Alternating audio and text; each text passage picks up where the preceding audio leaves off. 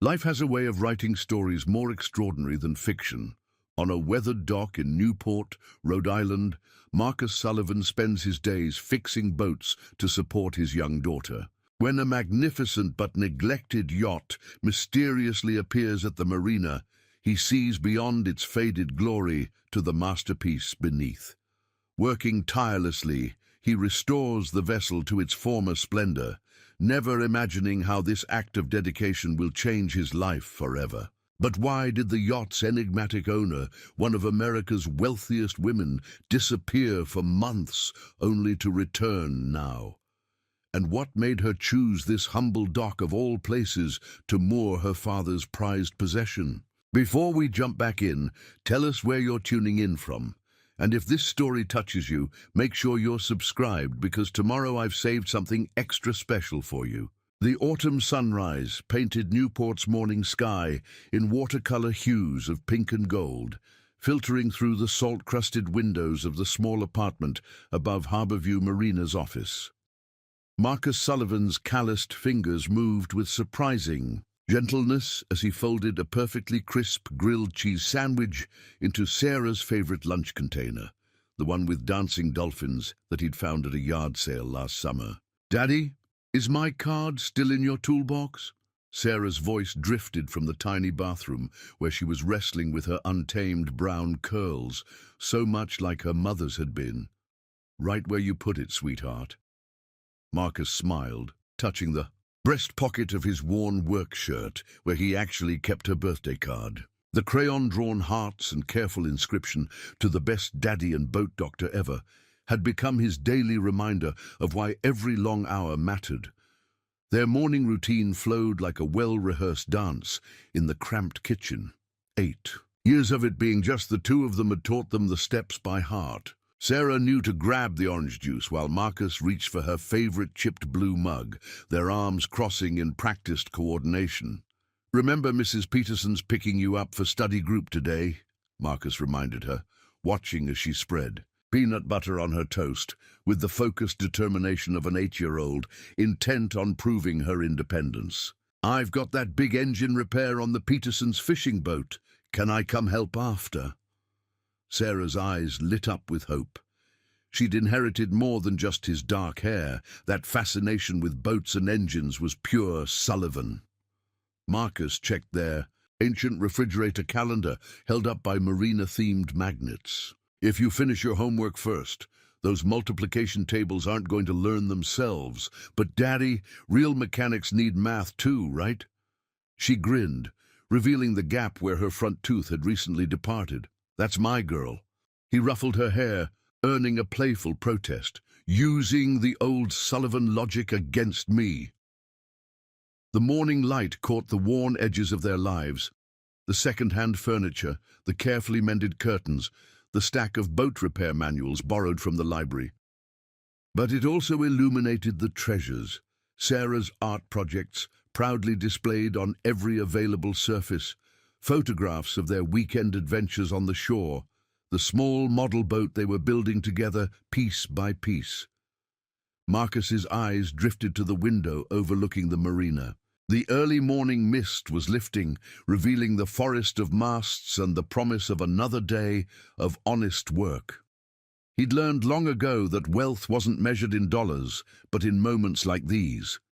His daughter's laughter, the satisfaction of fixing what others thought broken, the salty air that carried possibilities on every breeze. "Ready for inspection, Captain." Sarah stood at attention, backpack properly zipped, shoes tied, though slightly uneven, and her attempt at a ponytail looking remarkably seaworthy. "First Mate Sullivan, you pass with flying colors." He saluted, then knelt to adjust her collar. "Remember what Grandpa always said? A Sullivan never leaves port without checking all the rigging," they recited together, sharing the private joke that had become their morning motto. As Sarah skipped down the worn wooden steps to meet her carpool, Marcus watched from the landing, his heart full. The morning sun caught her backpack's reflective stripe, making it flash like a beacon. She turned at the bottom, waving with her whole body the way only children can. "Love you to the horizon and back." she called out, their special saying carrying across the quiet marina. And all the way around the world, he answered, as he did every morning, watching until Mrs. Peterson's sensible sedan disappeared around the corner. Marcus lingered a moment longer, breathing in the morning calm before the marina came to life. Below, the first early birds were already arriving. Commercial fishermen preparing for their day, retirees eager to catch the morning tide. They nodded up at him with the easy familiarity of the working waterfront, where everyone's business was somehow connected to the rhythm of the tides and the health of their vessels. In the distance, a foghorn sounded its low, mournful note. Time to begin another day of bringing broken things back to life. Marcus descended the stairs to his workshop, Sarah's card secure against his heart, ready to face whatever challenges the sea might send his way. The morning fog had burned away by the time Marcus made his way down the dock, his toolbox swaying gently with each step on the weathered planks. The familiar creaks and groans of wood against water provided a symphony he'd known since childhood, when his father had first taught him the difference between a carburetor and a fuel injection system. Old Joe Fletcher was already settled in his usual spot, perched on an overturned bucket near his beloved Sea Witch, a sturdy trawler that had seen better days. His pipe smoke curled lazily in the morning air. "Morning, Sullivan. Hear that clicking in my port engine? Started up yesterday afternoon." Marcus paused, cocking his head to listen as Joe fired up the engine. 20 years of experience had taught him to trust his ears as much as his eyes. "Sounds like a loose rocker arm, Joe. I can take a look after I finish with the Petersons' boat."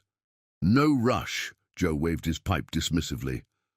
"Unlike some of these weekend warriors, I know good work takes time." He gestured toward the far end of the marina, where gleaming luxury vessels stood in stark contrast to the working boats.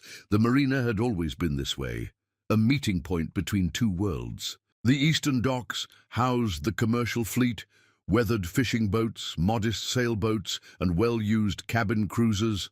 The western side catered to summer people, their expensive yachts gleaming with polish and privilege. Marcus worked on them, all earning a reputation for being the man who could fix anything that floated. He made his way to the Petersons' fishing boat, exchanging greetings with the regulars. There was Mary Chen, methodically checking her bait shop inventory. Tom Watson, the retired high school teacher who taught sailing to local kids, and the Suarez brothers arguing good-naturedly as they loaded their lobster boat. "The miracle worker arrives," Roberto Suarez called out. "Hey, Marcus. When you're done with the Petersons, our hauler's acting up again." "Add it to his list," his brother Miguel laughed. "Right behind my depth sounder and half the marina's engines." Marcus smiled, pulling out his worn notebook. Another habit inherited from his father. "Stop by the office later, we'll figure something out." He'd learned early that in a working marina, goodwill was its own kind of currency. Sometimes a repair bill got paid in fresh lobsters or a weekend's catch, and that was just fine by him. The morning proceeded with its usual rhythm until something caught his eye, a shadow where there shouldn't be one. At the far end of the commercial dock, a vessel he'd never seen before rode low in the water. Even from a distance, Marcus could tell this was no ordinary boat. Curiosity drew him closer after finishing with the Petersons' engine. The yacht must have arrived in the night, explaining why he hadn't noticed it earlier. Despite layers of salt and neglect, her lines were magnificent. Classic rather than modern, speaking of an era when boats were built to both work and inspire. "Quite a sight, isn't she?" Mary had appeared beside him carrying a box of tackles. "Showed up around midnight. No crew, just some lawyer type with papers for the office." Very hush-hush. Marcus approached the vessel slowly, his trained eye catching details others might miss. She was easily 60 feet, her once gleaming hull now dulled by time and elements. The brass fittings had turned green with verdigris, and the teak decking showed signs of serious neglect. But underneath the worn exterior, he could sense the bones of something extraordinary. A movement caught his attention. A slight list to port, followed by the unmistakable sound of a bilge pump struggling. Marcus frowned. That wasn't good. The lawyer might have dropped off papers, but a boat like this shouldn't be left alone if she was taking on water. He climbed aboard carefully, his footsteps echoing on the empty deck. The registration name had been recently covered, but he could make out the ghost of letters beneath, Catherine's Dream. Something about the name tugged at his memory, but he couldn't quite place it. The helm was locked, but through the windows he could see the rich mahogany interior, now dulled by dust and disuse. This wasn't just a boat. It was a piece of maritime history, the kind of vessel that had stories to tell. The bilge pump sounded again, more labored this time. Marcus checked his watch. The Suarez brothers could wait a bit longer. Something about this neglected beauty called to him the same way abandoned dogs called to soft-hearted children. He had to at least check that she wasn't in danger of sinking. As he made his way below to investigate the pump, Marcus couldn't shake the feeling that he was stepping into something bigger than a simple repair job. The yacht seemed to be waiting for something or someone, and fate had placed him here at exactly this moment. He pulled out his flashlight and his father's old repair manual, its pages dog-eared and annotated with decades of accumulated wisdom. Whatever secrets this boat held, whatever story had brought her to his dock, he knew one thing for certain. He couldn't let such a magnificent vessel suffer one more day of neglect. Not while he had tools in his hands and knowledge in his head. "Well, old girl," he muttered, patting the bulkhead, "let's see what stories you have to tell." The yacht's engine room told a story of grandeur fallen into decline. Marcus's flashlight beam revealed gleaming brass and copper beneath years of tarnish, like buried treasure waiting to be rediscovered. The main engine, a classic Rolls-Royce, marine diesel, sat silent and proud, despite the neglect evident in its seized joints and corroded fittings. "Now what brought you to this state?" he murmured, running his hand along the massive engine block. The bilge pump's labored rhythm echoed through the space, but it wasn't the only sound that caught his attention. There was a deeper problem here. The subtle whisper of water finding its way where it shouldn't. In the beam of his flashlight, a leather-bound logbook caught his eye, wedged behind a shelf of spare parts. The cover was water-stained, but still legible. Catherine's Dream, property of James Thompson. Marcus's breath caught in his throat. Thompson, as in Thompson Maritime Industries, the shipping empire that had helped build Newport's golden age. He carefully opened the logbook, its pages crackling with age.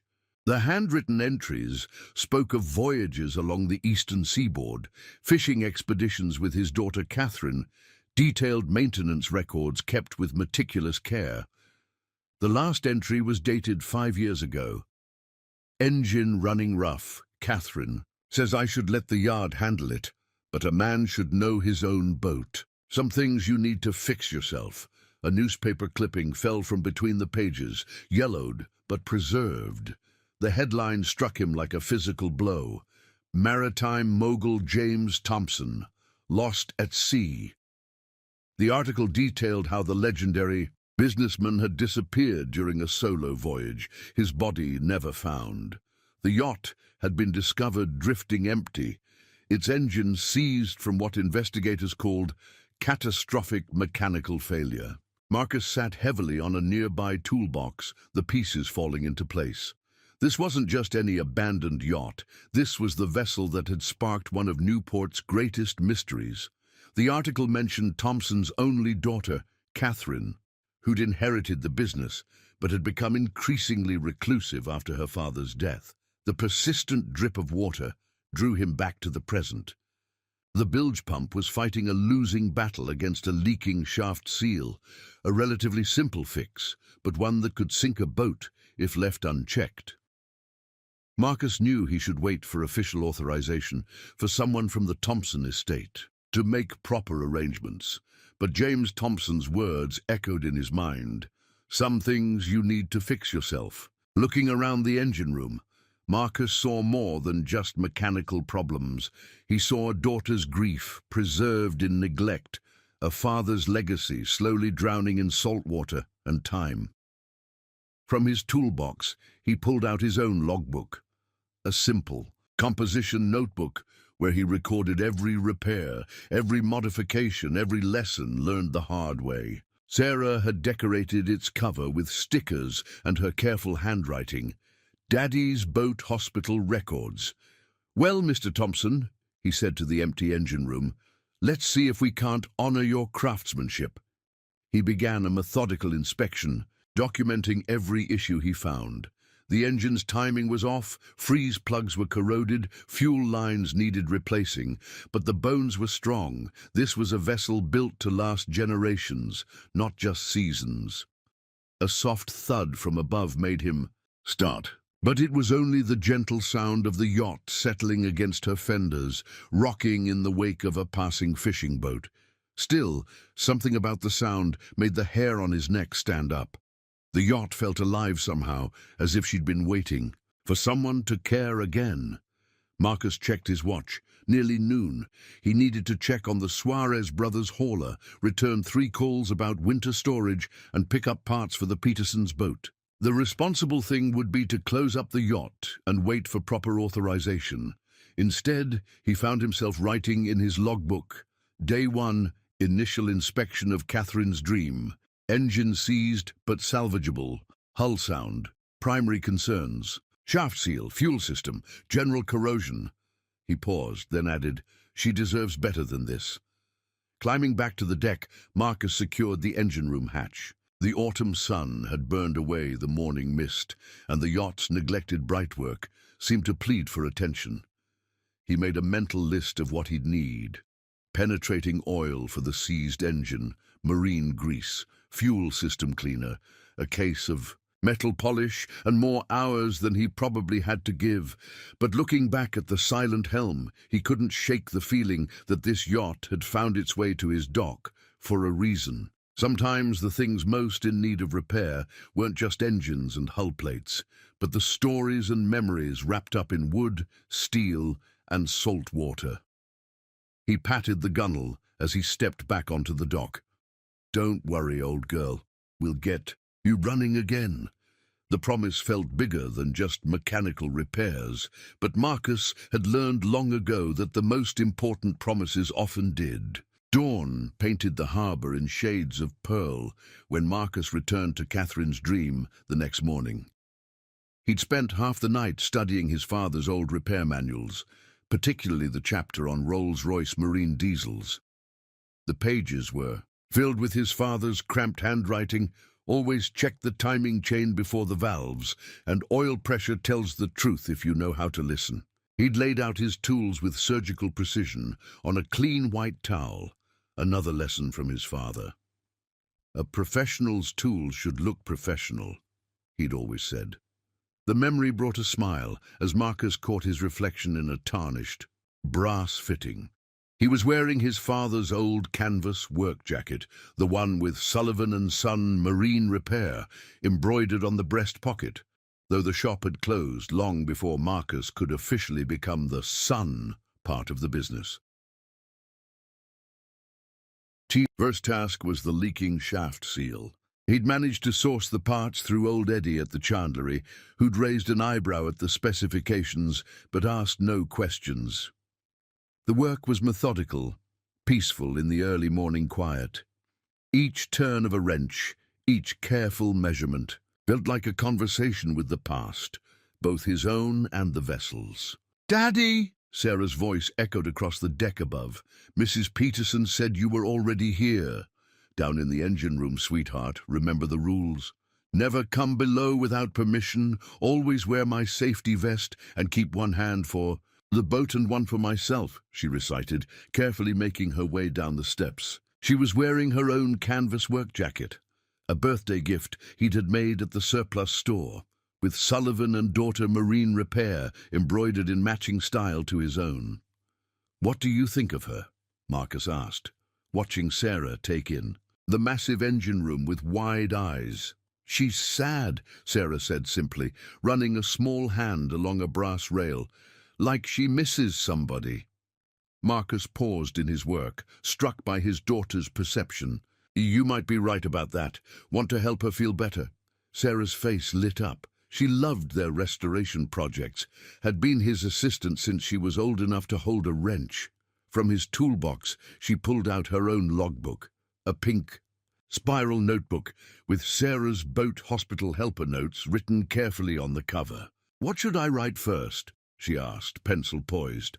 Date, time, and weather conditions, Marcus replied, just as his father had taught him.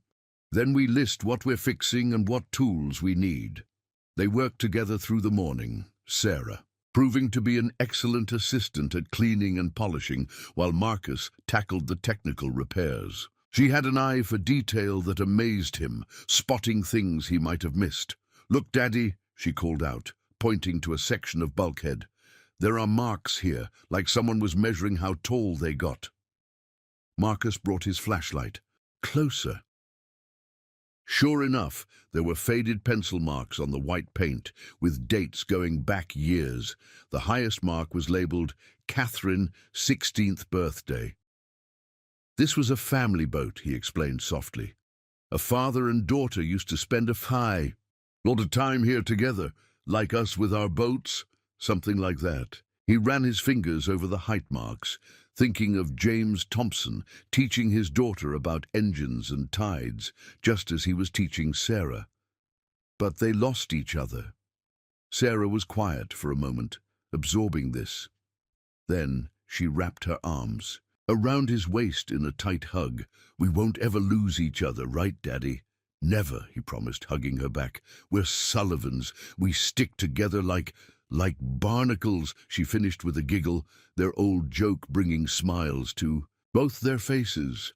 They worked until the afternoon light began to fade, making more progress than Marcus had expected. The shaft seal was fixed, the bilge was dry, and they'd begun the long process of cleaning years of grime from the brass and copper. Sarah had discovered a small galley cabinet filled with old charts, and had carefully laid them out to dry, handling the weathered paper with surprising gentleness. Look, they drew all over them, she said, pointing to handwritten notes in the margins. This one says, Best blues fishing, Kay's first catch. Marcus studied the charts, noting how they told the story of a father and daughter exploring the coast together, each notation a memory preserved in ink and paper. He thought of his own charts, marked with spots where Sarah had first learned to steer a dinghy or where they'd found their secret beach for picnics. As they packed up their tools for the day, the setting sun streamed through the portholes, catching the newly polished brass and making it glow like honey. Sarah stepped back, admiring their work. She's not as sad anymore, she declared, just a little bit lonely. Marcus looked around the engine room, at the progress they'd made, and the work still ahead. The yacht did feel different, more alive somehow, as if their care had awakened, something that had been sleeping for a long time. Well, he said, helping Sarah gather her things, we'll just have to keep coming back until she's not lonely at all. They made their way up to the deck, where the evening air carried the scent of approaching autumn. Sarah paused at the rail, looking out over the harbor where lights were beginning to twinkle on other boats. Daddy, do you think the people who used to love her know we're taking care of her now? Marcus thought of James Thompson's last logbook, entry of Catherine somewhere out there, perhaps still grieving, of boats and fathers and daughters, and all the ways love gets passed along. I think, he said carefully, that when you love something enough, you can feel it being loved even when you're far away. Sarah nodded, satisfied with this answer, in the way that children sometimes are when adults stumble upon an accidental truth. They walked down the dock together, their matching jackets glowing in the sunset, leaving behind a yacht that somehow seemed to sit a little prouder in the water than it had that morning. The Rolls-Royce Marine Diesel loomed before Marcus like a sleeping giant, its massive frame filling the engine room with both promise and challenge. 3 days into the restoration, he'd finally managed to free the seized crankshaft, working. by battery lamp well into the night after Sarah had gone to bed at their neighbor's house. "Come on, old girl," he murmured, carefully turning the engine over by hand. The resistance told its own story, scoring in the cylinders, years of sitting idle, seawater corruption in places where only fresh water should have lived. But underneath, the damage, he could feel the precision engineering that had made these engines legendary. A flash of white caught his eye behind the engine block. Reaching deep into the cramped space, his fingers found a photograph that had slipped between the frame and the bulkhead. He withdrew it carefully, mindful of its age. The image showed a younger James Thompson, sleeves rolled up, teaching a teenage Catherine how to adjust the engine timing. Their expressions mirrored each other, the same focused concentration, the same slight furrow between their brows, written on the back in faded ink, Katie's first engine lesson, spring 1999. Marcus propped the photo on his toolbox, letting it guide his work like a silent instructor. The engine's problems were complex, frozen. Injector pumps, corroded cooling passages, stripped threads in vital places. But with each problem he solved, he felt closer to understanding what had happened on James Thompson's final voyage. The timing chain showed unusual wear, confirming his suspicions about the engine's last moments. He could almost see it. Thompson, alone at sea, hearing the first warnings of mechanical failure, a man who prided himself on fixing things, trying to solve one last problem as the engine died beneath his hands. "You did everything you could," Marcus said to the photo, to the ghost of a man who'd loved his daughter and his boat with equal passion. "Sometimes things break in ways we can't fix alone." The night deepened around him. The only sounds, the lap of water against the hull and the occasional creak of timber. He'd developed a routine over the past few days. Start at the marina at dawn, handle his regular clients until afternoon, then work on Catherine's dream until his hands shook with fatigue. The engine was teaching him patience. Each frozen bolt required careful heating. Each corroded fitting needed gentle persuasion rather than force. His father had taught him this approach. Boats respond to love, not anger, same as people. Around midnight, he discovered the heart of the problem, a hairline crack in the timing case, almost invisible unless you knew where to look. It would have allowed seawater to seep in gradually, leading to the catastrophic failure that had stranded Thompson at sea. The repair would require innovation. The part hadn't been manufactured in decades, and custom machining would cost more than most boats were worth. But Marcus had learned long ago that impossibilities were often just puzzles waiting for the right solution. He pulled out his father's old notebook, flipping to a section about alternative repair techniques. There in the margins was a sketch of a similar repair his father had once attempted, using a combination of epoxy and copper backing plates. It wasn't in any manual, wasn't by the book, but sometimes the best solutions came from experience rather than expertise. Working with painstaking precision, Marcus cleaned the crack with acetone, prepared the surfaces, and began the delicate process of repair. Each step had to be perfect. This wasn't just about fixing an engine anymore. It was about honoring 3 generations of fathers who'd passed down their knowledge, about proving that some things worth saving could be saved. Hours blended together as he worked. The night air grew heavy with the scent of metal and oil and possibility. Somewhere above, the moon crossed the sky, its light filtering through the portholes to make patterns on the engine room walls. Near dawn, he made the final adjustments. The repair wasn't pretty, but it was strong, stronger perhaps than the original design. He'd reinforced the weak point that had led to the original failure, adding a small drain port that would prevent future water accumulation. Exhausted, but unwilling to stop, Marcus began the process of reassembly. Each part went back together with fresh gaskets and seals, each connection cleaned and protected against the cruel chemistry of salt air and time.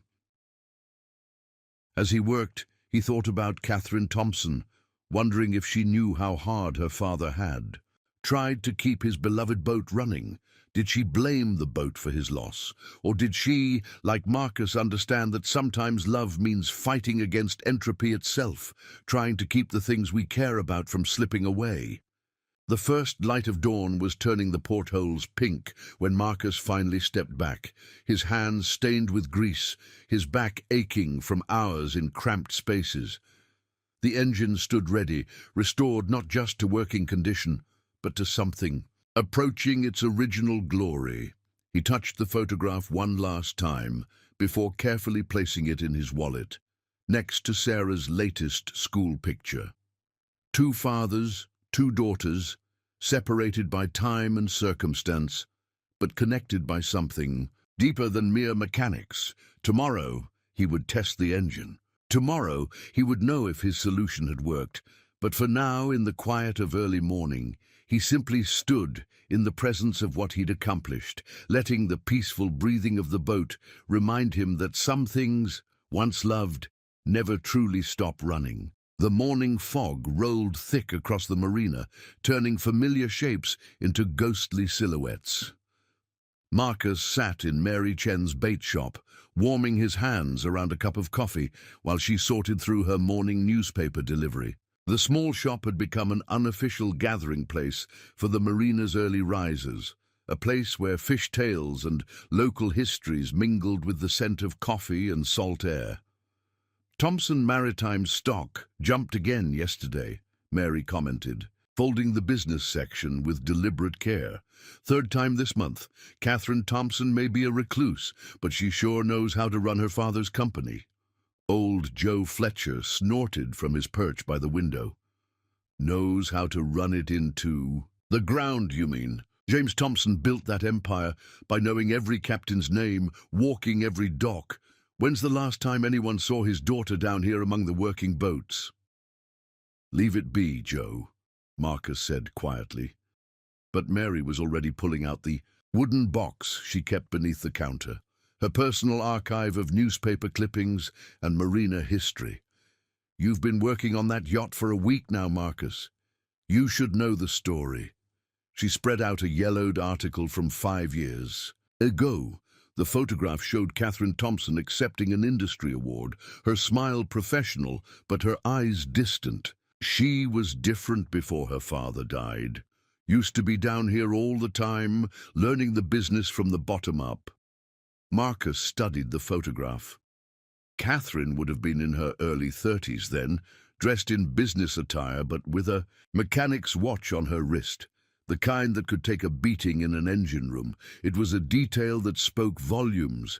I remember her, Tom Watson offered from where he was repairing a fishing net. She had a way with the old salts, spoke their language, could talk about displacement and draft like she was born to it. After James disappeared, he shook his head, something in her disappeared too. The shop fell quiet. Only the distant cry of seagulls breaking the silence. Marcus thought about the height marks in the yacht's engine room, the careful notations on old charts. A childhood measured in nautical miles and engine grease. Mary pulled out another clipping, a society page from 3 years ago. Last public appearance, some charity gala in Newport. After that, she started running everything through lawyers and managers. Lives up in that big house on the point, they say. The one with the private dock that hasn't seen a boat since James died. Can't say I blame her, Marcus found himself saying. Losing your father that way, knowing it was his love of the sea that took him. He thought of Sarah, of teaching her the same skills his father had taught him. Every parent who loved. The water lived with that whisper of fear. Still, Joe persisted, letting that beautiful yacht rot away. James Thompson would have never. Sometimes, Marcus interrupted more sharply than he'd intended, taking care of the things that remind you of loss takes more courage than letting them go. He was thinking of his own father's tools, how they'd sat untouched for months after the funeral, before he'd found the strength to use them again. The fog was beginning to lift outside, revealing the sleek lines of Catherine's dream at the end of the dock. From this distance, you could almost imagine her in her glory days, cutting through waves with father and daughter at the helm. "She's had offers for the yacht, you know," Mary said softly, putting away her box of memories. "Could have sold it a dozen times over, but she keeps paying the registration, keeps it insured, like she's waiting for something." Marcus thought about the engine he'd spent nights repairing, about the innovations he'd made to prevent the same failure that had taken James Thompson's life. Maybe she's waiting for someone to understand it wasn't the boat's fault, or her father's, or hers. The others fell silent, perhaps hearing in his words an echo of their own losses, their own understanding of how grief could anchor a heart as surely as any storm. The morning light was strengthening now, burning away the fog to reveal the day ahead. Marcus stood, leaving his coffee half-finished. There was work to be done, and somewhere in the process of restoration, he felt he was doing more than just fixing a boat. He was keeping faith with all those who'd ever loved something enough to try to save it. "The Yard's got her story wrong," he said simply, heading for the door. "She's not abandoned. She's just waiting to come home." Saturday morning dawned clear and crisp, the kind of autumn day that made the harbour water sparkle like scattered diamonds. Sarah had been up since sunrise, organising her boat cleaning kit with the methodical precision of an 8-year-old. On a mission, her purple bucket contained carefully labelled bottles of polish, soft rags arranged by size, and her prized possession, a brass cleaning formula she'd helped Marcus develop using lemon juice and other secret ingredients. "Ready for inspection, First Mate Sullivan?" Marcus asked, watching her double-check her supplies on their small kitchen table. She straightened, giving him her most serious nod. "I made a schedule, Daddy." She held up a sheet of paper covered in her careful handwriting, complete with color-coded sections and small drawings in the margins. "The brass needs doing first because the morning sun helps it shine better." Marcus felt his heart swell. She'd been paying attention all these years, absorbing not just the what of boat maintenance, but the why. "That's my girl. What else?" "Then we do the woodwork while it's still cool, because hot sun makes the oil get sticky." She ran her finger down her list. "And I found something in Grandpa's book about cleaning the gauges with special cloths so we don't scratch them." They walked down to the dock together, Sarah clutching her bucket while Marcus carried their lunch cooler. Catherine's dream waited at her berth, the morning light catching the areas they'd already restored. In just 2 weeks, the yacht had begun to show glimpses of her former glory. "Look!" Sarah rushed ahead, pointing to where she'd polished the brass bell yesterday. A family of sparrows had built a nest in the radar arch above it, and the bell gleamed beneath them like a golden guardian. "They chose our boat."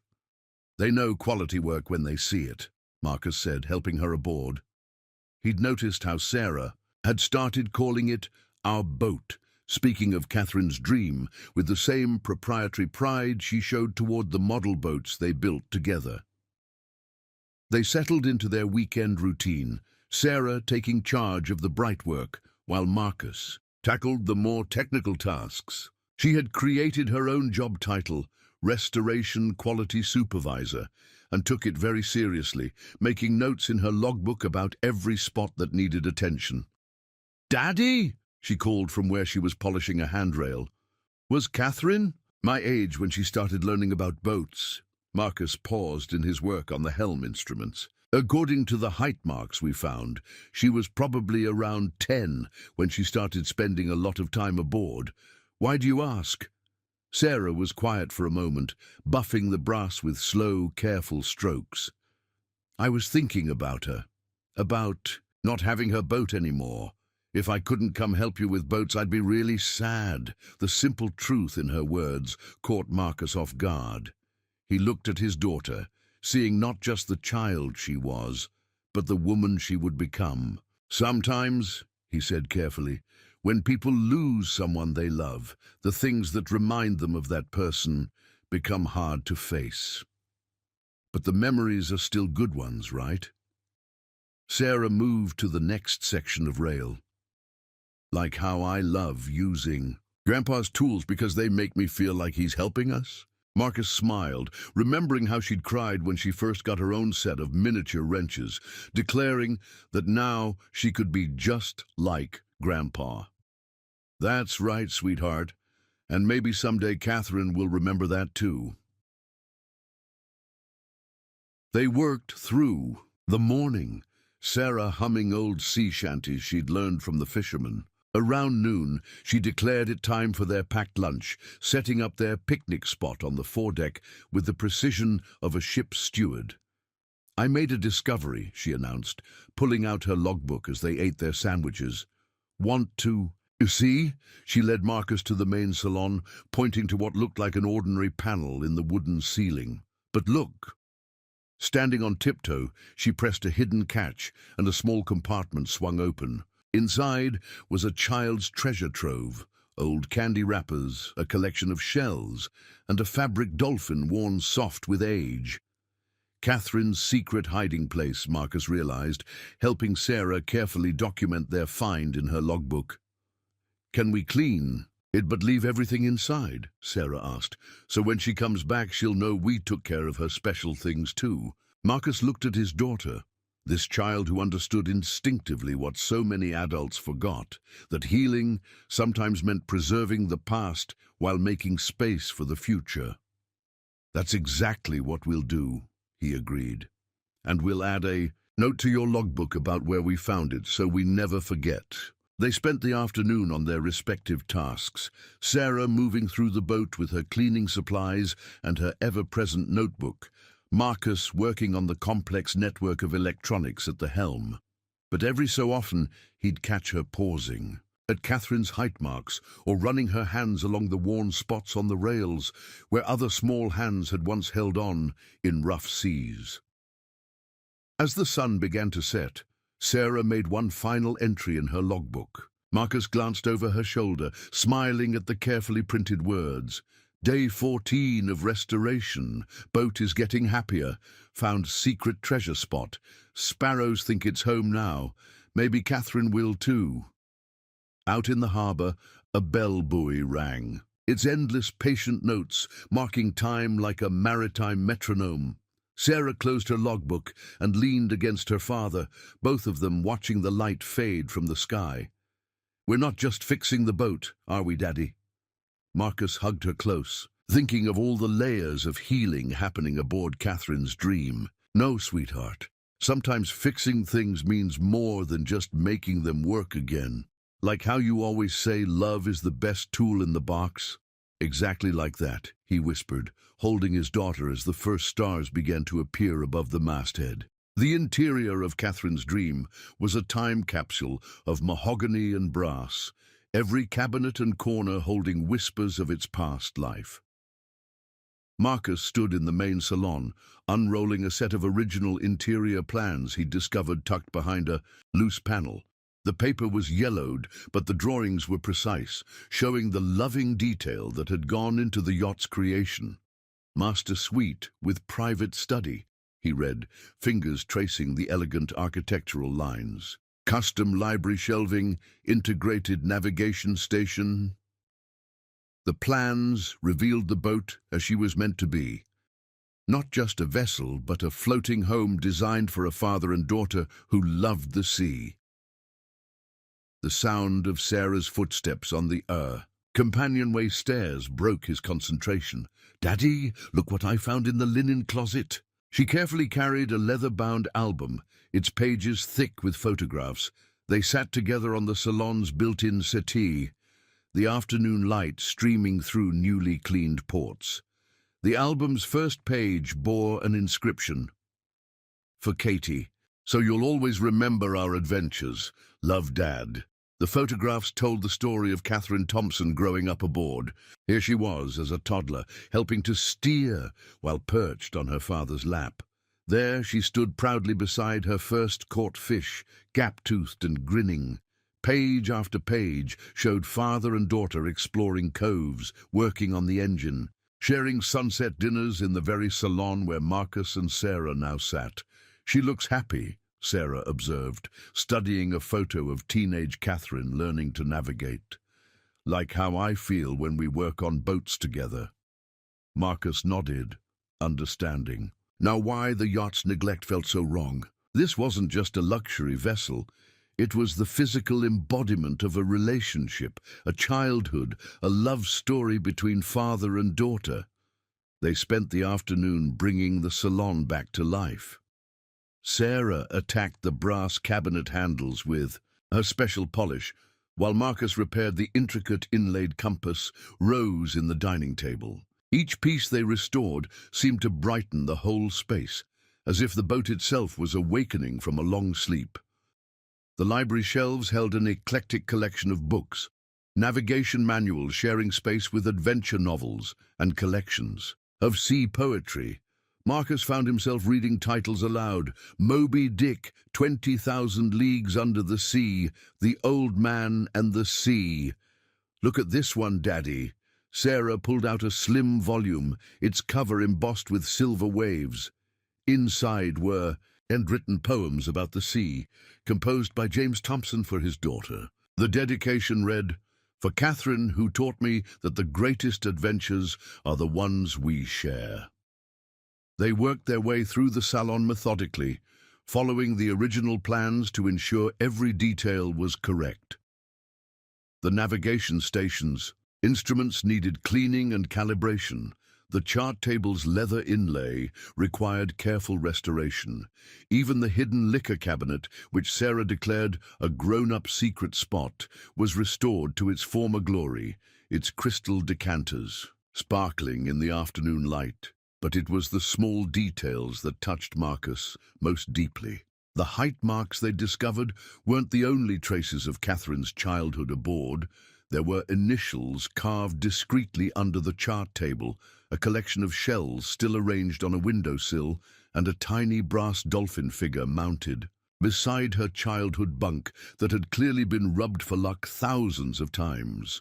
"Can we make it exactly like it was?" Sarah asked, holding up a faded photograph of the salon in its prime.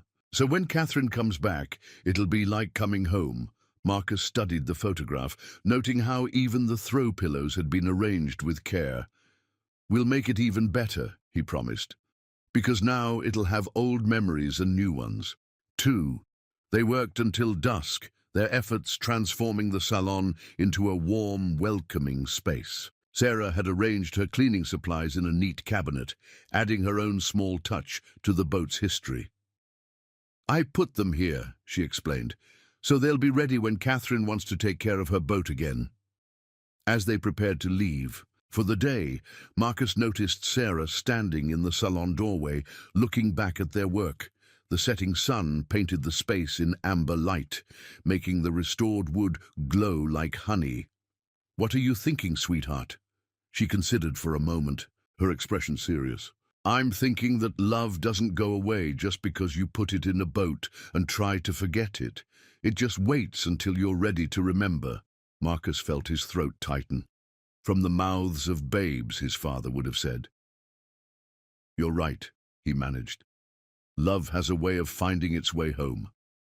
They secured the yacht for the night, but not before Sarah placed a small origami boat she'd made on the chart table. "A welcome home present," she explained, "for when Catherine's ready." The marina was quiet as they walked down the dock, but Marcus could have sworn he heard music from the yacht salon, perhaps just the wind in the rigging, or perhaps the sound of memories coming back to life, one restored treasure at a time. The click of expensive heels on the dock was Marcus's first warning.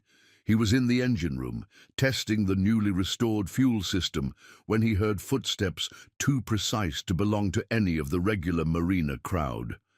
Setting down his wrench, He emerged into the autumn morning to find a woman in a tailored suit standing at the yacht's helm, her expression a mixture of surprise and concern. "Mr. Sullivan," she consulted a leather portfolio. "I'm Victoria Chen, Ms. Thompson's personal assistant. We need to discuss your unauthorized work on this vessel." Marcus wiped his hands on a shop rag, studying her carefully. Despite her professional demeanor, there was something in her eyes when she looked around the yacht, recognition, perhaps even approval of the changes. "Would you like a tour?" he offered, gesturing to the gleaming brightwork and freshly cleaned deck. "I keep detailed logs of all the work." Victoria hesitated, then nodded. Ms. Thompson would want to know exactly what's been done to her father's boat. They started with the deck, where Marcus explained each restoration choice, each repair decision. Victoria took meticulous notes, but he noticed how her professional facade softened when she saw Sarah's careful organization of cleaning supplies, each bottle labeled in childish handwriting. "You've been doing this work with your daughter?" she asked, pausing at the ship's bell where the sparrows had nested. Sarah's 8, about the same age Catherine was when she started learning about boats from her father. Marcus watched Victoria's reaction carefully. "We found the height marks in the engine room." Something flickered across Victoria's face. "I've worked for Ms. Thompson for 6 years. She's never once mentioned those marks." They moved below deck, where the restored salon drew an audible gasp from Victoria. The afternoon sun streamed through spotless windows, catching the polished compass rose in the table, illuminating the carefully preserved photos on the walls. "We found her father's poetry book," Marcus said quietly, indicating the silver-embossed volume on the shelf, "and the secret compartment with her childhood treasures. We cleaned everything, but left it exactly as it was." Victoria ran her hand along the chart table where Sarah's origami boat still sat like a patient message in a bottle. "You have to understand," she said finally. "Ms. Thompson hasn't set foot on this yacht since the accident. When the lawyers said someone was working on it without authorization, I couldn't let her sink," Marcus interrupted, leading the way to the engine room. "Not when I knew I could fix what went wrong." The restored Rolls-Royce diesel gleamed in the work lights, its brass and copper fittings glowing like new. Marcus pointed out the modifications he'd made, the safety improvements that would prevent the kind of catastrophic failure that had claimed James Thompson's life. "Here," he said, showing her the hairline crack he'd discovered and repaired. "This is what happened that day. Water intrusion into the timing case. He probably never saw it coming." Victoria's professional mask cracked slightly. "She blamed herself, you know, for not being there, for not checking the engine herself. She used to be the one who—" She caught herself, straightening her jacket. "That's not relevant to our current situation." Marcus pulled out his logbook, showing her the detailed documentation of every repair, every decision. "I'm not asking for payment," he said quietly. "I just couldn't walk past every day and watch her fade away. Some things deserve to be saved." Victoria studied him for a long moment. "You sound like him. James Thompson used to say something similar. About old boats." "Smart man, yes." She closed her portfolio slowly. "Mr. Sullivan, officially I'm here to serve you with a notice to cease and desist all work on this vessel." She paused, looking around the engine room. "Unofficially, how long until she's ready to sail?" Marcus felt a glimmer of hope. "The major systems are restored. A week of fine-tuning, maybe 2. Sarah's got a schedule drawn up for the final touches." Victoria nodded, her decision made. "I'll hold off filing the paperwork. But Mr. Sullivan," she turned at the companionway, "don't give her reason to regret this trust." "I wouldn't know how," he answered honestly. After she left, Marcus sat in the salon, watching the play of light on the restored woodwork. From somewhere above came the gentle sound of sparrows returning to their nest, making themselves at home, just as he and Sarah had done. He thought about Catherine Thompson, wondering if she was ready to face the memories they'd so carefully preserved. Sometimes healing had to happen in stages, first the mechanical repairs, then the deeper restoration of the heart. Taking out his logbook, he made a final entry for the day. Official inspection complete. Authorization pending. She's almost ready to come home. Outside, the afternoon light turned the harbor to gold, and Marcus could have sworn he heard the engine purr contentedly, like a patient who finally sees recovery on the horizon. The weather alert came through just before noon, a nor'easter spinning up the coast, stronger than expected. Marcus stood at the marina office's weather station, watching the pressure drop on the barometer his father had mounted there 20 years ago. The old brass needle was falling faster than he'd seen in years. Latest updates calling for 60-knot gusts, Mary Chen said, hanging up the marine radio. They're evacuating the outer marina. Harbour Master wants all hands on deck. Through the office window, Marcus could see Catherine's dream rocking gently at her berth. 3 weeks of restoration had transformed her from a neglected ghost to a living vessel again. The thought of a storm undoing all that work made his stomach tight. Sarah burst through the door, still wearing her school backpack. "Daddy, Mrs. Peterson says there's a big storm coming." Her eyes were wide with concern. "What about Catherine's boat?" "Don't worry, sweetheart. I've already called Mrs. Martinez next door. You'll stay with her tonight while I—" "But Daddy, all our work, the sparrow's nest, and Catherine's special things." Sarah's voice caught. "We have to protect them." Marcus knelt to her level, seeing the same fierce protectiveness he felt reflected in her eyes. "That's exactly what I'm going to do. But I need you safe at home, okay?" The VHF radio crackled with another update. The storm had intensified, its track shifting closer to the coast. Around the marina, the usual afternoon calm had given way to urgent activity as boat owners secured their vessels or moved them to safer harbors. Old Joe Fletcher appeared in the doorway, rain gear already on. "Need help moving her up the river, Marcus. Got space at my mooring." Marcus shook his head, checking the yacht's lines through the window. "She's too deep for the river channel. Better to ride it out here." He didn't add that the thought of moving, Catherine's dream now, just when she was healing, felt wrong somehow. The afternoon passed in a blur of preparation. Marcus and Sarah worked together, securing everything aboard that could move, doubling up lines, checking the new bilge pumps. The brass bell that had become home to the sparrows was carefully wrapped in canvas, protecting both the metal and the nest above it. "Found this in the forward cabin," Sarah said, holding up a leather case. Inside was a set of signal flags, their colors still bright despite their age. At the bottom of the case was a handwritten note. "For Katie, because every captain needs to know how to call for help. Love, Dad." Marcus felt the weight of responsibility settle more firmly on his shoulders. This wasn't just about protecting a boat anymore. It was about preserving the pieces of a relationship that needed a chance to heal. The sky darkened prematurely as the storm's leading edges reached them. Wind-driven rain pelted the windows, and the barometer continued its ominous drop. In the harbor, smaller boats were already pitching in the building seas. "Time to get you to Mrs. Martinez's," Marcus said, helping Sarah pack her overnight bag. She moved slowly, reluctantly, casting worried glances at the yacht. "Promise you'll take care of her?" Sarah asked, clutching her logbook. "All by herself. She might get scared of the storm." Marcus hugged her tightly, breathing in the familiar scent of her shampoo and boat polish. "I promise. And tomorrow you can help me check every inch to make sure she's okay." After dropping Sarah off, Marcus returned to Catherine's dream.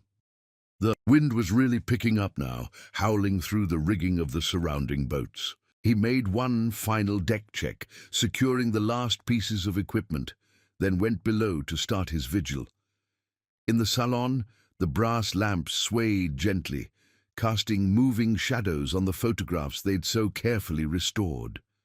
James Thompson smiled. From one of them, standing proud at the helm in heavy weather gear, the image strengthened Marcus's resolve. This boat had survived storms before. She would survive this one. The first serious gusts hit just after sunset, heeling the yacht enough to make the cabinets creak. Marcus moved through the boat methodically, checking bilges, monitoring the electric systems, adjusting lines as needed. The engine he'd restored purred steadily, keeping the batteries charged for the bilge pumps. In the main cabin, something caught his eye. A small leather diary had worked loose from a shelf, fallen open to an entry written in Catherine's flowing hand. "Out here, when the storm winds blow, Dad says the boat tells us what she needs. We just have to listen with our hearts as well as our ears." Marcus picked up the diary carefully, returning it to its place. "I'm listening," he whispered to the yacht, to the ghosts of the father and daughter who had once found shelter in these same cabinets, rode out storms in these same waters. "I'm right here." Outside, the nor'easter raged, but inside Catherine's dream, Marcus settled in for a long night of standing watch, knowing that sometimes the most important repairs happened in the dark and storm, when everything that mattered was at stake. The nor'easter hit its full fury just after midnight. Catherine's dream pitched and rolled against her lines, each wave sending shudders through her hull that Marcus felt in his bones. The wind screamed through the rigging like a banshee, and the rain drummed against the deck with machine-gun intensity. In the salon, Marcus had created a kind of command center, flashlights, tools, and emergency supplies laid out with military precision.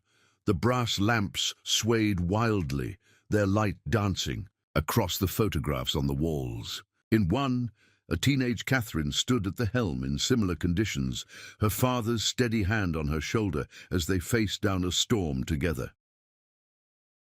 The first real challenge came at 2 a.m.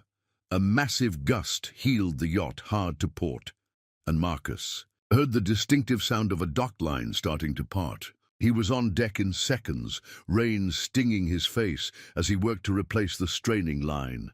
The wind tried to tear the replacement rope from his hands, but his father's voice echoed in his memory.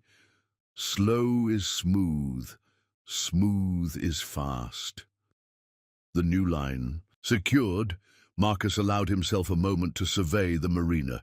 Most of the smaller boats had been evacuated, leaving the larger vessels to battle the storm alone. Through the driving rain, he could see the marina's breakwater nearly submerged under massive waves. Back below, he made another round of checks.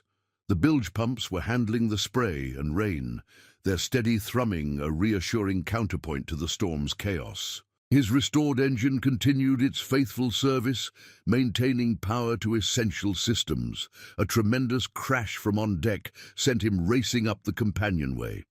A flying piece of debris, someone's loose deck chair, had knocked over the carefully wrapped ship's bell. Marcus fought his way forward, securing the bell and checking on the sparrow's nest above it. Somehow, protected by the canvas and the yacht's sturdy radar arch, the nest had held. "Your father would be proud," he said aloud, though the wind tore the words away. "She's holding strong, Catherine. She remembers how to dance with the storm." Around 3 a.m., the barometer finally stopped falling. The worst was directly overhead now, with visibility reduced to nearly nothing in the driving rain. Marcus stayed in the salon, monitoring, adjusting, listening to every sound the yacht made. Years of experience had taught him the difference between normal storm noises and the warning sounds of potential trouble. A particularly violent gust sent something crashing in the main cabin. Marcus found Catherine's childhood violin case had broken free from its mounting. As he secured it again, a piece of paper fluttered out. Sheet music for La Mer, covered in penciled notes in James Thompson's handwriting. Katie's first sea song, practiced during that big storm off Block Island. The discovery sparked a memory of Sarah practicing her own music, not violin, but a toy keyboard she'd saved up for, determined to learn sea shanties for their weekend work sessions. The parallels between past and present struck him again as he carefully tucked the sheet music away. Near dawn, a new sound caught his attention, a change in the engine note.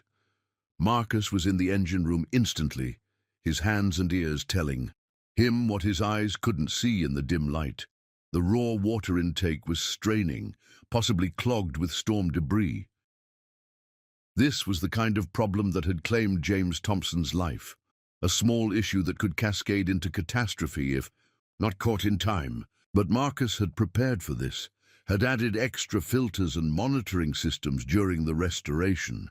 Working quickly but carefully, he cleared the intake and adjusted the flow. "Not this time," he murmured, patting the engine housing. "Not on my watch." The sky began to lighten almost imperceptibly around 6 a.m., though the storm's fury hadn't slackened much. Marcus took advantage of the growing light to make another deck check. The yacht's lines had held, his careful preparations paying off through the night's battle. In the growing dawn, he could see the storm's impact on the marina. Several boats had broken free, though thankfully the harbor patrol had corralled them before they could do much damage.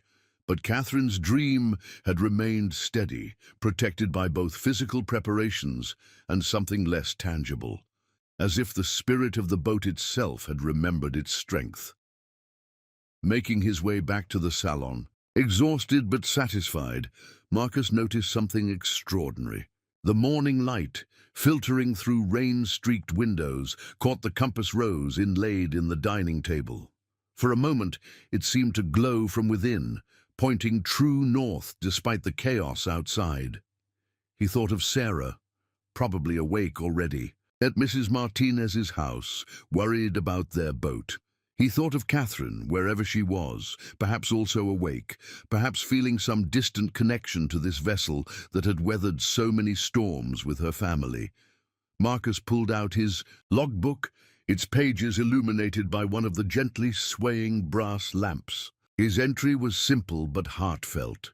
Nor'easter came with full force. Catherine's dream proved herself seaworthy in every way.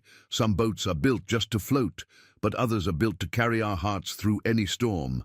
This one has never forgotten how. Outside, the wind began to ease slightly, the sky lightening to pearl grey. Catherine's dream rode the waves with the grace of a dancer, secure in her lines, protecting the memories and treasures she carried. Marcus smiled, bone-tired but deeply content. The night had tested them both, and they had proved equal to the challenge. Like so many things in life, sometimes the hardest storms showed us exactly what we were capable of surviving, and what was worth protecting at all costs. The morning after the storm dawned impossibly clear, as if the nor'easter had scrubbed every particle of dust from the air. Marcus and Sarah stood on Catherine's dream's deck, completing their post-storm inspection. The yacht had emerged virtually, unscathed, her newly restored surfaces gleaming in the autumn sunlight. "Even the sparrows came back," Sarah exclaimed, pointing to where the small family had returned to their nest above the ship's bell. They knew she'd keep them safe. Marcus was checking the last of the dock lines when he heard it, the distinctive thrum of helicopter blades approaching from the north. He straightened, shading his eyes against the morning sun. The sound was getting closer, more purposeful than the usual harbor traffic. "Daddy, look!" Sarah pointed toward the marina's rarely used helipad. A sleek black helicopter was descending, its downdraft creating patterns on the harbor's surface. The corporate logo on its tail was instantly recognizable: Thompson Maritime Industries. Marcus felt his heart skip a beat. After 3 weeks of restoration work, after the night of battling the storm, after all the discoveries and careful preservation of memories, the moment of truth had arrived with no warning. "Sarah, honey, run get my logbook from the salon." He wanted to buy a moment to compose himself, to prepare for whatever came next. The helicopter's blades slowed to a stop, and for a moment, nothing happened. Then the door opened and a woman emerged. Even at a distance, even after 5 years, there was no mistaking Catherine Thompson. She moved with the same grace, captured in the photographs they'd restored. Though her stride now held a CEO's authority, she paused at the edge of the dock, staring at her father's yacht. Marcus couldn't see her expression, but he noticed her hands clench at her sides. For a heartbeat, he thought she might turn back. Sarah returned with the logbook, pressing it into his hands. "It's okay, Daddy," she whispered. "The boat's ready. She just needs to remember." Catherine began walking down the dock, her heels clicking against the wooden planks. She was dressed in business attire, charcoal suit, cream silk blouse. But Marcus noticed she wore the same style of watchband he'd seen in her childhood photos. Some habits, it seemed, remained ingrained. She stopped a few feet from the yacht's bow, her eyes taking in every detail of the restoration. Marcus held his breath, watching her catalogue the changes, the gleaming brightwork, the restored teak, the carefully preserved original features. "Mr. Sullivan," her voice was controlled, professional, but he caught the slight tremor beneath it. "My assistant told me what you've done here. Would you like to come aboard?" he offered quietly. "There are some things you should see." Catherine hesitated, and in that moment, Marcus saw not the powerful CEO, but the girl from the photographs, the one who had once known every inch of this boat, who had learned about life and love and loss within these hull plates. "I know about the engine," she said finally. "About the crack you found, the modification you made to prevent—" She took a breath. "To prevent what happened to my father. That's not all we found." Sarah spoke up suddenly, stepping forward with the direct courage of childhood. "We found your special things too. We kept them safe during the storm." Catherine's composure wavered slightly.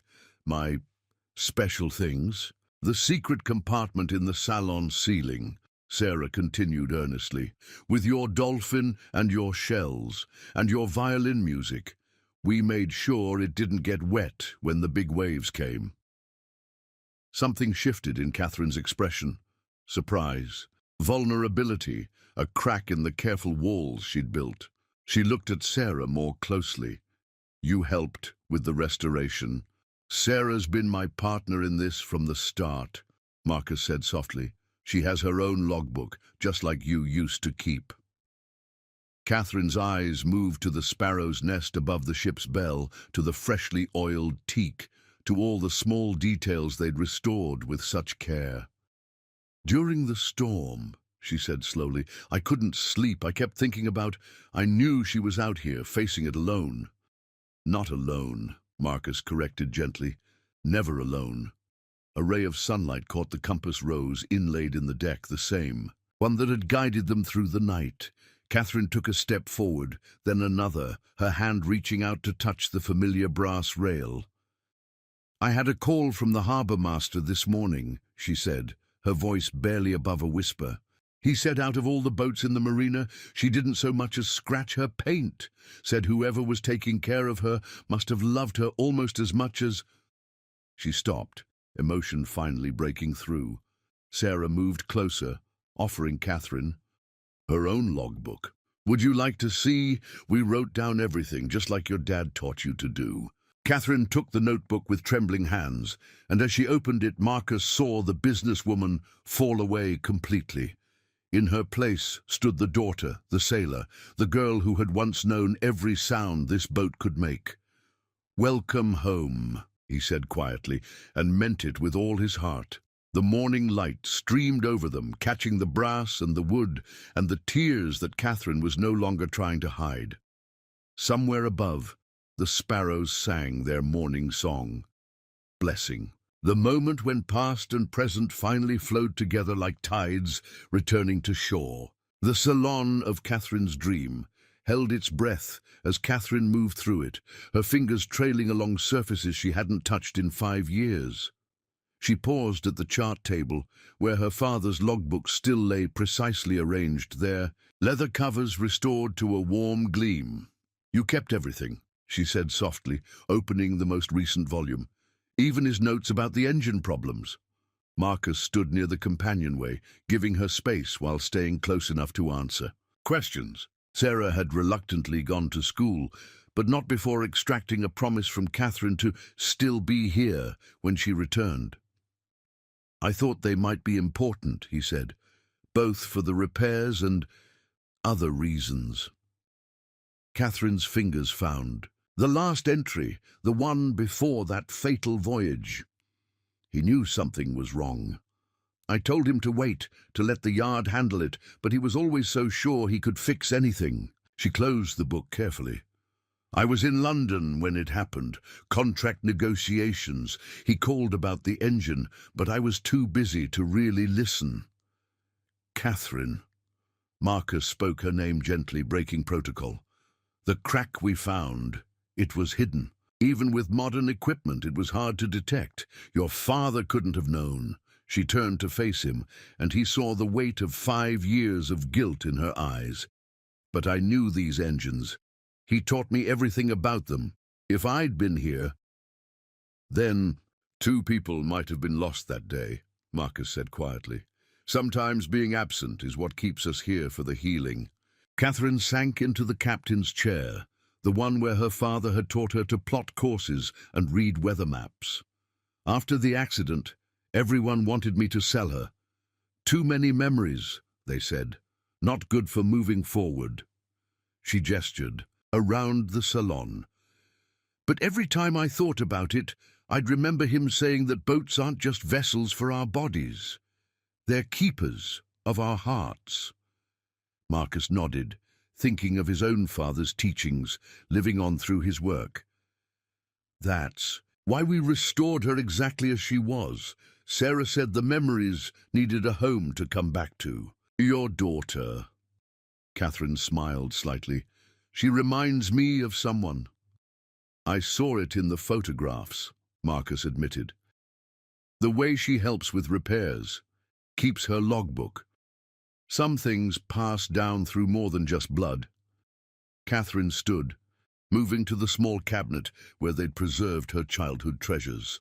I used to hide little notes in here, secrets, wishes, things I was afraid to say out loud. Dad pretended not to know about it, but every now and then I'd find a chocolate bar or a new shell tucked inside. She opened the cabinet, and her breath caught at the sight of the worn fabric dolphin. Mr. Finn's, she whispered. I thought he was lost in the clean-up after... Sarah insisted we clean around him, not move him. She said he was standing watch. Catherine clutched the dolphin gently. The night Dad disappeared, the Coast Guard called me in London. I flew back immediately, spent days searching, when they found the yacht drifting with the engine seized. She took a shaky breath. I couldn't face it. Couldn't face him not being here to show me how to fix what was broken. Marcus moved closer, drawn by the raw honesty of her words. My father used to say that broken things aren't failures, they're opportunities to prove love is stronger than damage. Your father sounds like a wise man. He was, like yours. Marcus hesitated, then continued.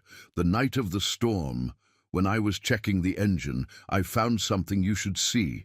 He led her to the engine room, where his repairs had transformed the space from a memorial to a living system. Catherine's eyes went immediately to the modifications he'd made, her trained gaze assessing and appreciating the work. Here, he said, pointing to the repaired crack. Your father's last log entry mentioned checking the timing. He was right. There was a problem, but it wasn't something he could have fixed alone. The flaw was in the original casting, hidden since the boat was built. Catherine studied the repair, her engineer's mind engaging despite her emotion. You modified the whole system, added a pressure release and monitoring points. She'll never fail the same way again. Their eyes met in the confined space, understanding flowing between them. They were standing where both their fathers had stood, carrying on a legacy of caring for things that carried hearts. When did you know, she asked, that this was more than just a repair job? Marcus thought about Sarah's first day aboard, about discovering the height marks and childhood treasures, about standing watch through the storm. "I think the boat told us. We just had to listen." Catherine smiled, really smiled, for the first time since her arrival. Dad always said that too. Listen to her, Katie. Boats speak to those who love them. The engine room hummed softly around them, the sound of systems restored and running true. Through the portholes, autumn sunlight painted patterns on the gleaming machinery, making the brass and copper glow like precious metals. "Thank you," Catherine said simply, "not just for fixing her, but for—" She gestured to the carefully preserved traces of her past, the protected memories, the restored heart of her father's legacy. "She was waiting for you," Marcus replied. "We just kept her company until you were ready to come home." Above them, the sparrows called their afternoon song, their nest safe in the embrace of a boat that had weathered storms both physical and emotional. Some things, once loved, never stopped offering shelter to hearts that needed to heal. Sarah burst onto the deck of Catherine's dream like a small whirlwind, her backpack still on, her eyes bright with after-school excitement. She stopped short at the sight of Catherine still aboard, now dressed more casually in borrowed deck shoes, and a merino sweater that Marcus had kept in the yacht's lockers. "You stayed!" Sarah's smile could have lit up the harbour. "Did you see your secret compartment? Did you find Mr. Finn's? Did Daddy show you how we fixed the engine?" Catherine, who had spent the day reviewing logbooks and running her hands over familiar surfaces, found herself smiling back. "I did. And I heard you were the one who made sure all my old treasures were kept safe." "Want to see my treasure spot?" Sarah asked, already moving toward the main cabin. "Daddy helped me make one just like yours, but on the other side, so we didn't disturb your special place."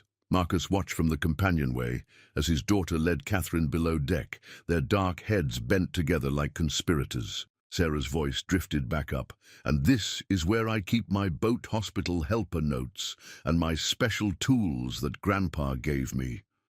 The afternoon light streamed through the yacht's portholes as the two explored Sarah's carefully organized workspace. Catherine listened intently as Sarah explained her cleaning system, her methodical approach to restoration so similar to the ones documented in the old photographs.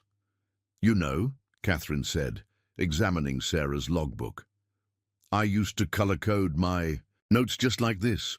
Red for urgent repairs, blue for routine maintenance." "That's what I do too," Sarah exclaimed. "And green is for things that are all fixed and happy again."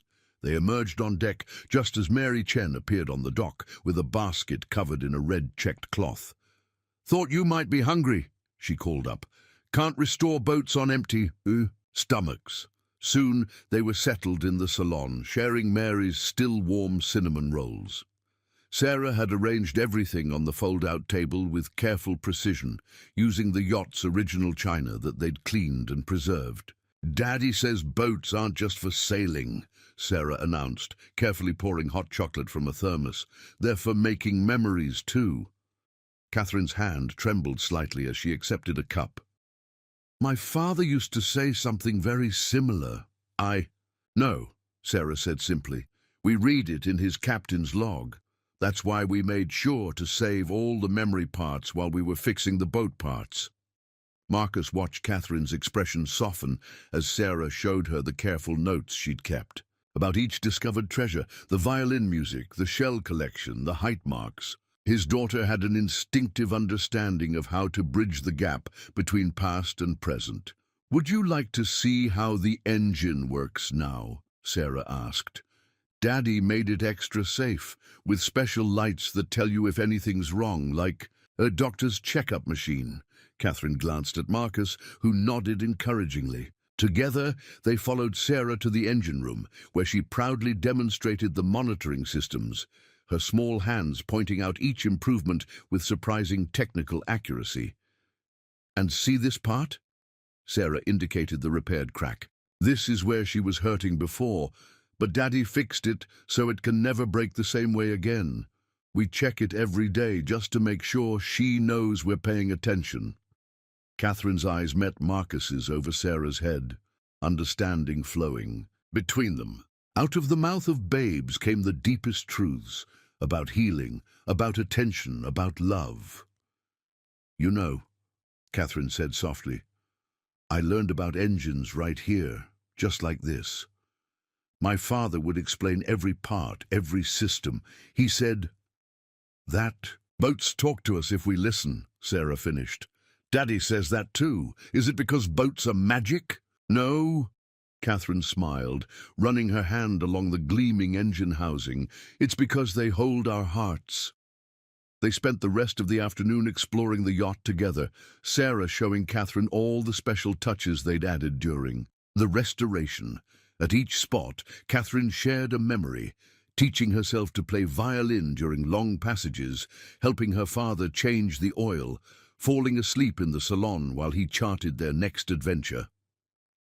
As the sun began to set, they gathered on deck, watching the harbor lights begin to twinkle on. Sarah had brought out her own small toolkit, proudly showing Catherine each carefully maintained piece. "This was my grandpa's," she explained, holding up a brass wrench. "Daddy says tools remember all the love they've helped fix things with." Catherine touched her father's old logbook in her lap. "I think they do, just like boats remember all the people who've loved them." Sarah leaned against the rail, looking out at the harbor with the contentment of someone exactly where they belonged. "Catherine," she asked, her voice thoughtful, "now that you're home, will you teach me boat things too, like your daddy taught you?" Marcus started to intervene, not wanting Sarah to presume too much. But Catherine's response came quick and natural. "I'd like that very much." She smiled at both of them. After all, every boat needs a good crew. The evening light painted the harbor gold, catching the brass and timber of Catherine's dream. Above them, the sparrows settled into their nest for the night, their soft chirping, a gentle counterpoint to the sound of waves against the hull. In that moment, Marcus saw something extraordinary. 3 generations of boat love flowing together, past and present, meeting in the safe harbor of understanding. Sarah had done what all children do best, remind adults that love, once given, never truly goes away. It just waits in special compartments and engine rooms, in logbooks and treasured tools, ready to work its healing magic when the time is right. The autumn sunset painted Newport Harbor in shades of amber, and rose as Catherine led Marcus and Sarah to the yacht's forward cabin. She'd been aboard for 3 days now, slowly reclaiming her connection to the vessel that had shaped her childhood. But there was something different in her manner this evening, a mixture of nervousness and determination that reminded Marcus of approaching storms. "There's something I need to show you both," she said, kneeling beside a small safe built into the cabin's woodwork. The combination came to her fingers naturally. Her father's birthday, Marcus noticed, followed by what must have been her mother's. Inside lay a wooden box, its mahogany surface darkened with age and handling. Catherine lifted it with the reverence, usually reserved for holy things. "Dad gave me this on my 16th birthday, right here in this cabin. He said it would make sense someday, when I found someone who understood that love isn't just about hearts, it's about hands that know how to fix what's broken." She opened the box carefully. Inside, nestled in faded velvet, lay an antique ring. The setting was platinum, classic and elegant, but what caught Marcus's eye was the unusual stone, a deep blue-green gem that seemed to hold the very color of the ocean in its depths. "It's called an Alexandrite," Catherine explained, her voice soft with memory. "Dad found it in a small shop in Gloucester. The owner said it came from a sailor who claimed it changed color with the tides. Mum wore it until she passed. Then Dad kept it in his stateroom." Sarah leaned closer, enchanted by the way the stone caught the light. "It looks like the water when we're fixing boats," she whispered. "That's what Dad said too." Catherine smiled at Sarah, then turned to Marcus with an intensity that made his heart skip. He told me to save it for someone who could teach me things about love that I didn't already know about the sea. Marcus felt the weight of the moment settle around them, like an incoming tide. Catherine, let me finish, she said quietly, because this isn't just about the ring. It's about what you and Sarah did here, not just fixing the boat, but understanding why it needed to be fixed. About knowing that sometimes the biggest repairs aren't the ones you can see. She stood, still holding the ring box, her professional poise softened by vulnerability. 3 days ago, I flew here ready to serve you with legal papers. I thought I was protecting my father's legacy. Instead, I found you had preserved it in ways I never could. You didn't just restore his boat. You kept faith with his belief that broken things deserve second chances. Marcus watched as Catherine knelt again, this time in front of Sarah. First, I need to ask you something very important. How would you feel about sharing your daddy and this boat and all the adventures we could have together? Sarah's eyes widened with understanding. She looked at the ring, then at her father, then back at Catherine. A smile bloomed on her face like a sunrise. Would you teach me all the secret boat things? And could we make more memory spots? And would the sparrows still be allowed to stay? Catherine laughed, the sound rich with joy and unshed tears. All of that and more. Because you taught me that love finds homes in the most unexpected harbors. She turned to Marcus, still kneeling, holding out the ring. I know this is fast and maybe crazy, but Dad always said the sea doesn't give us time to hesitate. It gives us moments we have to be brave enough to take. Marcus looked at the ring, at his daughter's shining face, at this remarkable woman who had found her way home through storm and loss and love. He thought about fate and restoration, about how sometimes the things we fix end up fixing us. The night of the storm, he said slowly, I stood watch in your father's salon, surrounded by your childhood memories, and I realized something. Some boats, some people, some loves, they're worth waiting through any weather for. He reached out not for the ring, but for Catherine's hand itself. Yes, he said simply, to all of it. To teaching Sarah, to sharing adventures, to proving that broken hearts, like broken boats, can be made stronger in the wounded places. Sarah's delighted squeal broke the moment's solemnity. She threw her arms around them both, creating a circle of embrace that felt like coming home. Can we live on the boat? Can I have the cabin with the secret compartment? Can we... Slow down, sweetheart, Marcus laughed, but Catherine was already nodding. Why not? She's big enough for a family. And besides, Catherine's eyes met Marcus's. With a mixture of mischief and tenderness, every good love story needs a boat to carry it. The ring slipped onto Marcus's finger as naturally as if it had been waiting for him all along. Through the cabin's windows, they could see the harbor lights beginning to twinkle on, each one a star come down to bless this moment of healing and hope. Above them, the sparrows called their evening song, secure in their nest above a ship's bell that had witnessed both storms and homecomings. In the distance, a foghorn sounded, not a warning this time, but a celebration, as if the sea itself was offering its ancient blessing to this union of hearts, hands, and horizons yet to be explored. The marina office looked different in the morning light, its worn furniture and faded photographs somehow more charming than shabby now. Catherine stood at the window, holding a stack of papers, and watching Marcus teach a group of local kids about boat safety on the dock. Sarah was there too, solemnly demonstrating the proper way to wear a life jacket. Your father would have loved this, Mary Chen said, arranging fresh coffee and her signature cinnamon rolls on the office's small conference table. James Thompson always said marinas should be more than just parking lots for boats, Catherine smiled, touching the Alexandrite ring that now caught the sunlight like captured waves. Dad started as a dockhand, did you know that? He believed every great sailor began as a student of the sea. The door opened, bringing the sound of harbor activity and Marcus's familiar footsteps. The junior sailor program's got 10 new sign-ups, he announced. Tom Watson's offering to expand his teaching schedule to handle the overflow. Perfect timing, Catherine said, spreading the papers on the table. Because I have something to show you both. The documents were architectural drawings, beautifully rendered plans showing the marina transformed, but not into the luxury development many had feared. Instead, the designs showed an expanded working waterfront with educational facilities, a maritime trade school, and restored historic buildings. The Thompson Maritime Academy, Marcus read. From the header, his voice soft with understanding. Catherine, this is what Dad always wanted, she finished.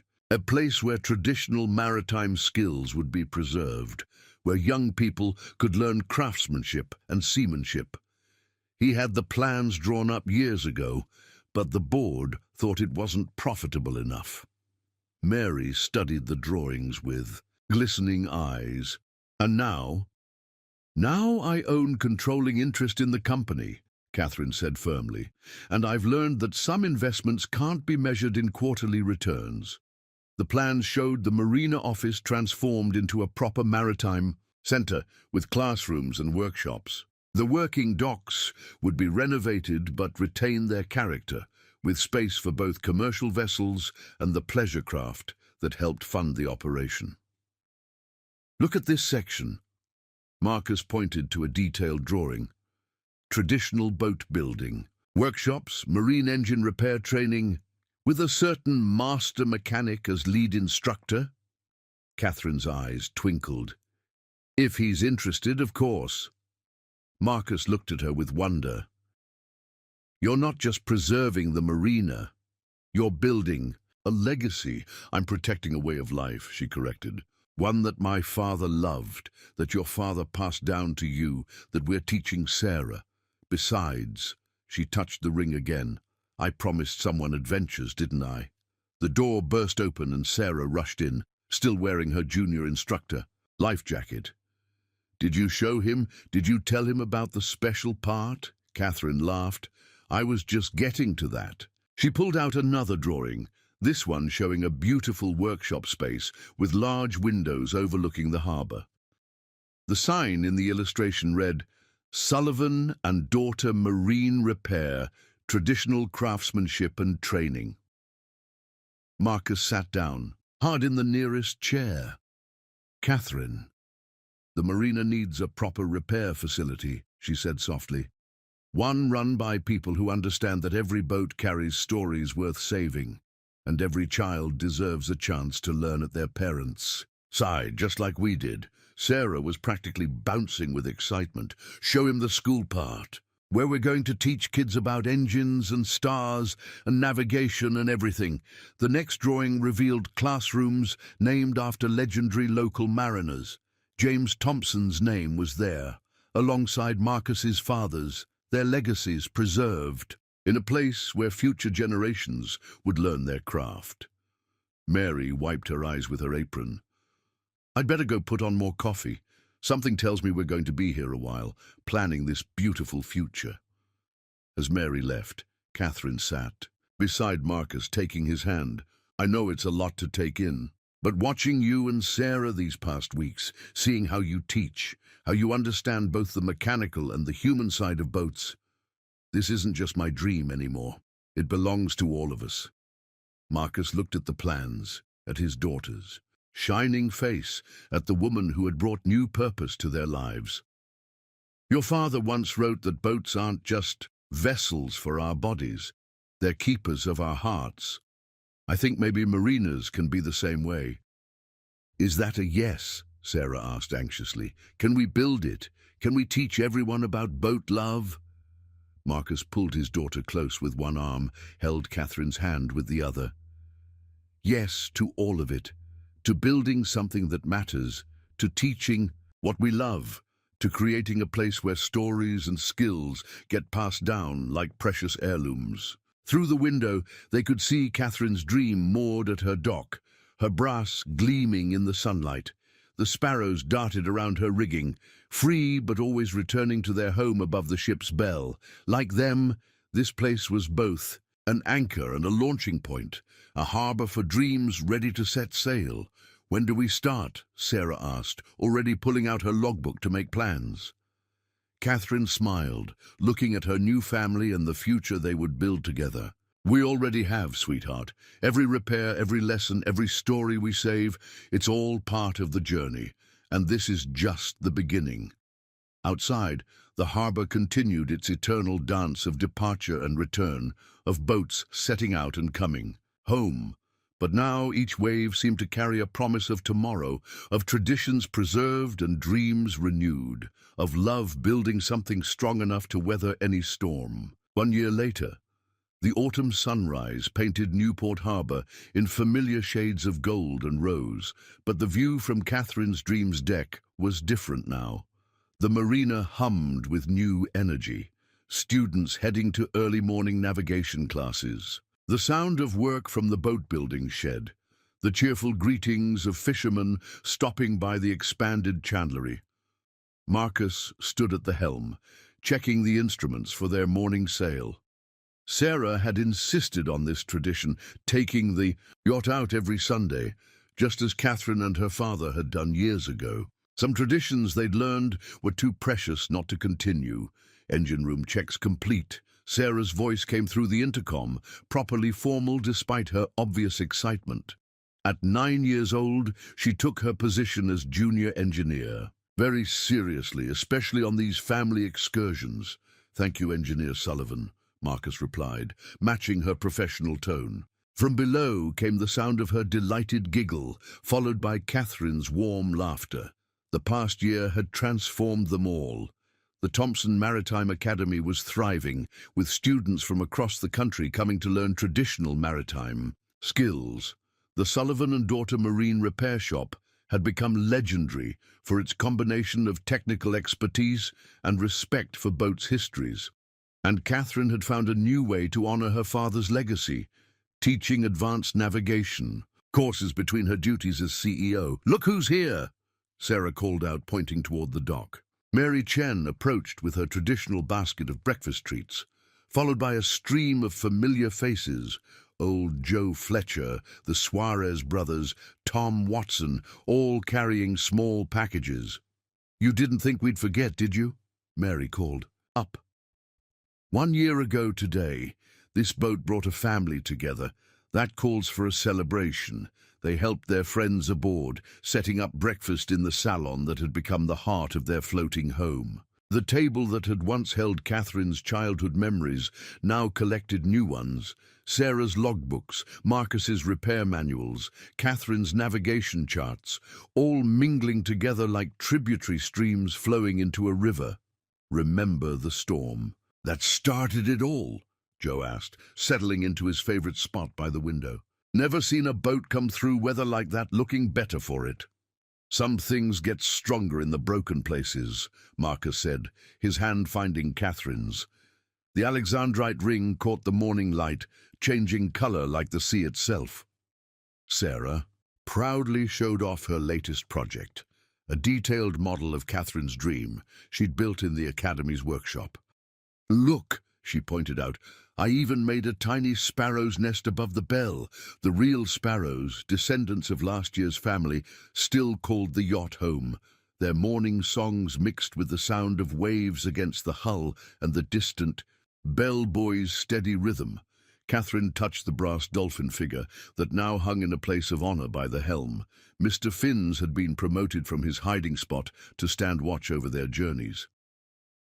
"Dad would have loved this," she said softly. "All of it. The academy, the students, the way we've kept the working waterfront alive." "He knows," Sarah said with a child's certainty. "The boat remembers for him." After breakfast, they prepared to sail. It was a perfect day for it, the wind fresh and fair, the harbour inviting them out to deeper waters. Their friends waved from the dock as Marcus guided the yacht smoothly from her berth. Sarah took her position at the chart table, clutching her junior navigator's compass. Catherine stood at the helm, her hands sure on the wheel that had first taught her about direction and purpose. Marcus moved between them, father and husband, teacher and student, all the roles flowing together as naturally as the tides. As they passed the breakwater, Catherine pointed to a small boat approaching the marina. "New student," she said. "See the way they're handling her? Raw talent just needs guidance." "Like someone else I once knew," Marcus smiled, remembering her story of learning at her father's side. Sarah looked up from her charts. "Can I help teach?" "Oh, them. About boat love and listening to engines and everything." "Of course," Catherine said. "That's what we do now. We keep the stories going, pass on what we've learned. Every boat that comes to us carries somebody's heart."